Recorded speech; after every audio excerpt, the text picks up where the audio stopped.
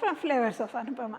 చూస్తూ అసలు మన జర్నీ చాలా నెలలు అయిపోయిందండి. మనం ఆల్మోస్ట్ దేవి నవరాత్రులకు వచ్చేసాం.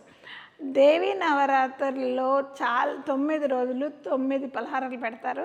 నేను అసలు పలహారం భక్తురాలని. నాకు పలహారాలు అంటేనే దేవుడి మీద కంటే కూడా పలహారం మీద ఎక్కువ ఇంట్రెస్ట్ ఉంటుంది. సో లెట్స్ టాక్ పలహారాలు. 7వ రోజు అండి మనము అమ్మవారి 6 నామాలు 6 రోజులు అయిపోయాయి కదా.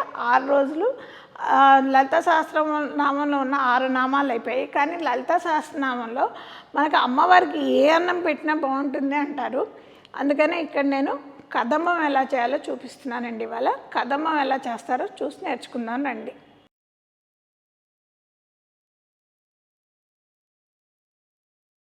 సో ముందు మనము కొద్దిగా 1 కప్పు బియ్యము 1 కప్పు కందిపప్పు నానేసుకున్నాం. కాసేపు కడిగి నానేసుకుని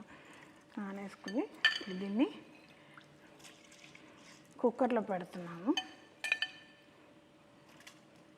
దీంట్లో కొద్దిగా నీళ్లు సరిపడపోయండి. ఎందుకంటే అది మంచిగా ఉడకాలి, మనకి బాగా నీళ్లు ఉండాలి. అందుకని మనం కుక్కర్ చేస్తాం. మీడియం ఫ్లేమ్ మీద పెడుతున్నాను నేను. మీడియం ఫ్లేమ్ మీద మనం దీనికి ఒక 3 విజిల్స్ ఇచ్చుకుందాం. దీంట్లో కూడా కొద్దిగా నీళ్లు పోసుకుందాం. నీళ్లు పోసుకుని దీంట్లో కొద్దిగా ఉప్పు వేసుకుందాం. వేసుకుని మన ఈ కూరగాయలన్నీ వేద్దాం. ఏమేమి వేస్తున్నాయంటే ఇవి టమాటాలు. ఇందులో వేయకూడని ఏంటి అంటే మనం సాత్విక్ ఫుడ్ అంటున్నాం కాబట్టి దీంట్లో నేను ఉల్లిపాయలు ఎల్లిపాయలు వేయట్లేదు. మనం ములక్కాడలు వేస్తుంటారు కదంబంలో చాలామంది. అవి కూడా కొన్ని పద్ధతుల్లో వాడరు. ఇంకా నేను ములక్కాడలు కూడా వాడట్లేదు. దీంట్లో నేను కొద్దిగా పసుపు వేసి దీన్ని కూడా విజిల్స్ రావడానికి పెడుతున్నాను. ఇప్పుడు దీన్ని కూరగాయలు కూడా ఒక 2 విజిల్స్ రావడానికి పెట్టుకున్నాం. మనం కొంచెం సాంబార్ పొడి చేసుకోవాలి.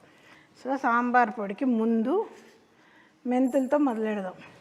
సో నెక్స్ట్ కాసిన ధనియాలు వేస్తున్నాను.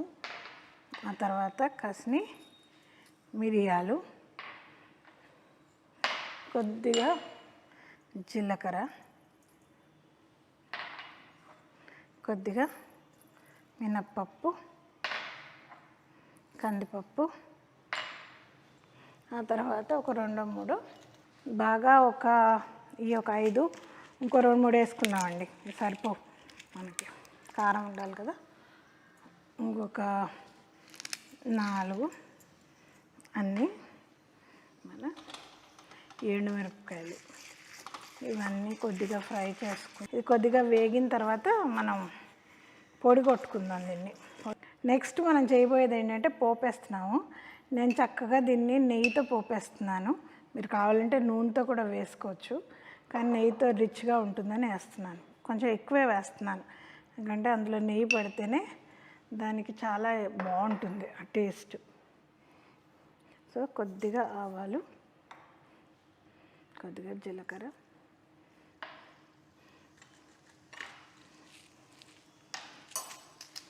నాలుగు ఎండుమిరపకాయలు, కొద్దిగా ఇంగువ,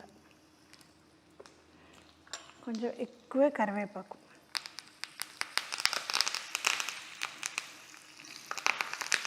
నేను వేయడం మర్చిపోయాను, కానీ మీరు కొంచెం కరివేపాకు ముక్కలు ఉడుకుతున్నప్పుడు కూడా వేసుకోండి, అది మంచి టేస్ట్ వస్తుంది. తాలింపులో కూడా వేసుకోండి. సో పోపు అయిపోయిందండి, నేను బంద్ చేస్తున్నాను. సో ఇదండి పప్పు అన్నం ఉడికిపోయినాయి చాలా వరకు. దీన్ని కొద్దిగా కలిపేస్తున్నాను నేను. దీంట్లో కూరగాయలు ఉడకడానికి పెట్టాం కదండి, అది ఇందులో పోసేస్తున్నాను.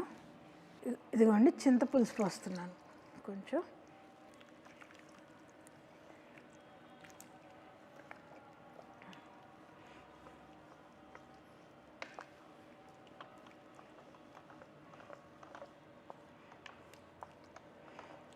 ఇందులో కొద్దిగా మనం ఇందాక మనం నూరుకున్న పొడి ఉంది కదా, మన సాంబార్ పొడి ఉంది కదా, 2.5-3 చెంచాలు వేసుకొని కలుపుకుందాం. దీనికి రంగు దీంతోనే వస్తుంది మనకి. సో ఈ పొడి సరిగ్గా వేసుకుంటే మనకి చక్కటి రంగు వస్తుంది. లేదు ఇప్పుడు దాకా. సో కొంచెం ఉప్పు వేస్తున్నాను సరిపడా, వేసి మనం కలుపుకుందాం. పోపు వేసింది ఉంది కదా, అది కలిపేద్దాం.